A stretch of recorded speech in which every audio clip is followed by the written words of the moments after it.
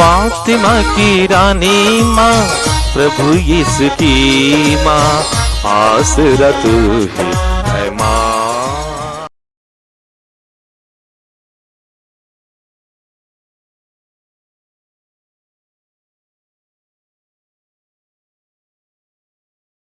पहला पाठ इब्रानियों के नाम संत पौलुस का पत्र, अध्याय 10, पद संख्याएं 19 से 25 तक।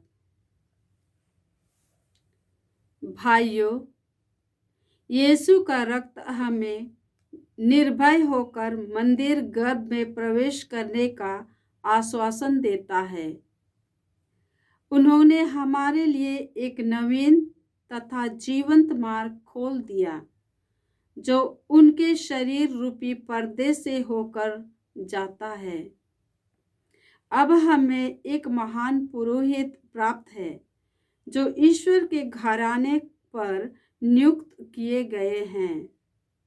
इसलिए हम अपने हृदय को पाप के दोष से मुक्त कर और अपने शरीर को स्वच्छ जल से धोकर निष्कपट हृदय से तथा परिपूर्ण विश्वास के साथ ईश्वर के पास चलें। हम अपने भरोसे का साक्ष्य देने में अटल एवं दृढ़ बने रहें, क्योंकि जिसने हमें वचन दिया है वह सत्य प्रतिज्ञा है। हमें इस बात का ध्यान रखना चाहिए कि हम किस प्रकार भ्रातृ प्रेम तथा परोपकार के लिए एक दूसरे को प्रोत्साहित कर सकते हैं। हम भाइयों की सभा से अलग ना रहें, जैसा कि कुछ लोग किया करते हैं, बल्कि हम एक दूसरे को ढाढ़स बंधाएं। जब हम उस दिन को निकट आते देखते हैं, तो ऐसा करना और भी आवश्यक हो जाता है। प्रभु की वाणी। ईश्वर को धन्यवाद। भजन अनुवाक्य। हे प्रभु, जो लोग तेरे दर्शनों के लिए तरसते हैं वे ऐसा ही हैं। हे प्रभु, जो लोग तेरे दर्शनों के लिए तरसते हैं वे ऐसे ही हैं। पृथ्वी और जो कुछ उसमें है, संसार और उसके निवासी, यह सब प्रभु का है, क्योंकि उसी ने समुद्र पर उसकी नींव डाली है। प्रभु ने जल पर उसे स्थापित किया है। अनुवाक्य। हे प्रभु, जो लोग तेरे दर्शनों के लिए तरसते हैं वे ऐसे ही हैं। हे प्रभु, जो लोग तेरे दर्शनों के लिए तरसते हैं वे लोग ऐसे ही हैं। प्रभु के पर्वत पर कौन चढ़ेगा? उसके मंदिर में कौन रह पाएगा?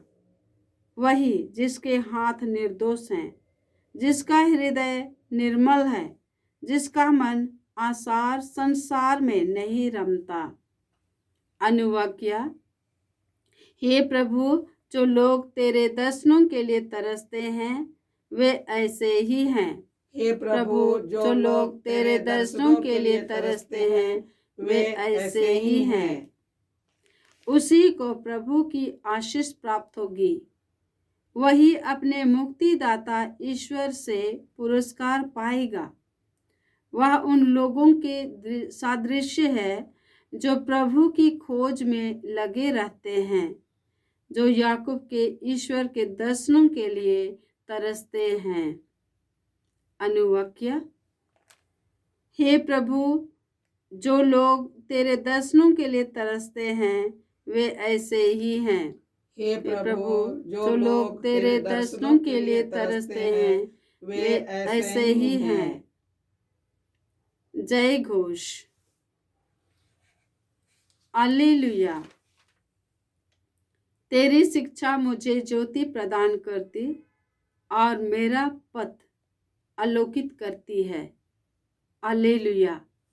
प्रभु आप लोगों के साथ हो और आपकी आत्मा के साथ। संत मार्कुस के अनुसार प्रभु यीशु ख्रिस्त का पवित्र सुसमाचार। हे प्रभु तेरी महिमा हो। अध्याय 4 पद संख्याएं 21 से 25। यीशु ने लोगों से कहा, क्या लोग दीपक इसलिए जलाते हैं कि उसे पैमाने अथवा पलंग के नीचे रखे? क्या वे उसे दीवट पर नहीं रखते? ऐसा कुछ भी छिपा हुआ नहीं है जो प्रकट नहीं किया जाएगा, और कुछ भी गुप्त नहीं है जो प्रकाश में नहीं लाया जाएगा। जिसके सुनने के कान हों वह सुन ले। यीशु ने उनसे कहा, ध्यान से मेरी बात सुनो। जिस नाप से तुम नापते हो उसी से तुम्हारे लिए भी नापा जाएगा। और सच पूछो तो तुम्हें उससे भी अधिक दिया जाएगा, क्योंकि जिसके पास कुछ है उसी को और दिया जाएगा, और जिसके पास कुछ नहीं है उससे वह भी ले लिया जाएगा जो उसके पास है। यह प्रभु का सुसमाचार है। हे क्रिस्त तेरी स्तुति हो। ख्रिस्त में प्यारे भाइयों और बहनों, ईश्वर ने स्वर्ग और पृथ्वी को बनाया है। स्वर्ग में जो कुछ है, पृथ्वी पर जो कुछ है, सब कुछ उसके द्वारा बनाया गया है। उसी ने समुद्र और पृथ्वी की नींव रखी है। उसी ने जल को स्थापित किया है। तो उसके पर्वत या स्वर्ग में कौन चढ़ पाएगा? कौन प्रभु के मंदिर में चढ़ पाएगा? वही जिसका हाथ निर्दोष है, जिसका हृदय निर्मल है, जिसका मन आसार संसार में नहीं रमता, उसी को यह आशीष और कृपा प्राप्त है। और ये वे लोग हैं जो ईश्वर के दर्शन के लिए तरसते रहते हैं।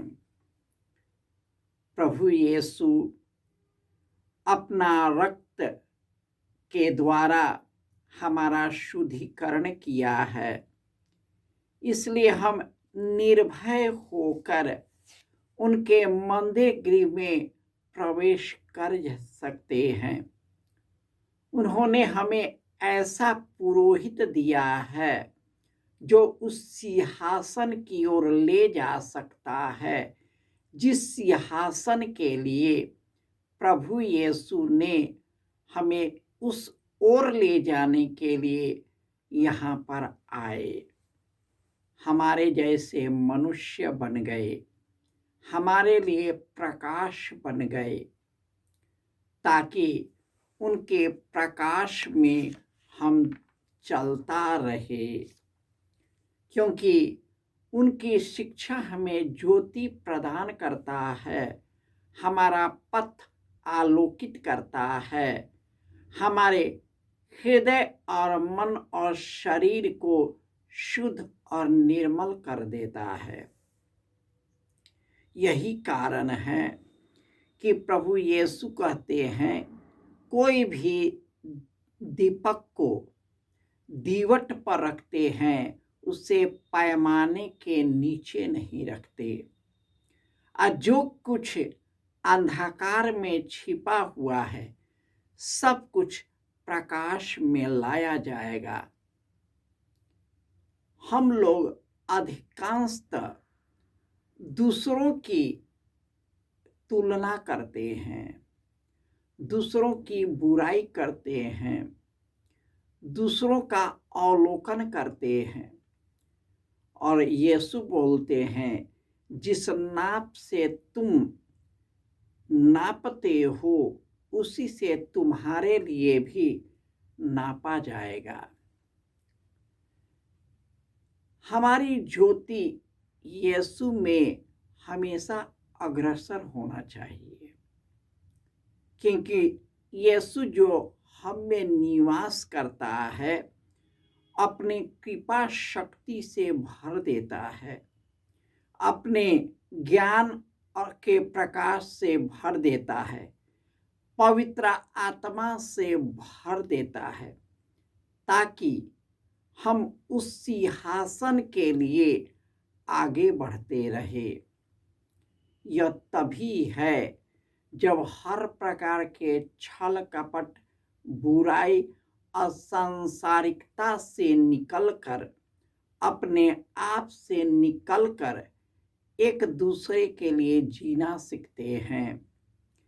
परोपकार, प्रेम और सेवा हमारे जीवन के द्वारा आनी चाहिए, ताकि लोग हमारे भले कार्य को देखकर वे लोग भी एक दूसरे को भला करता रहे।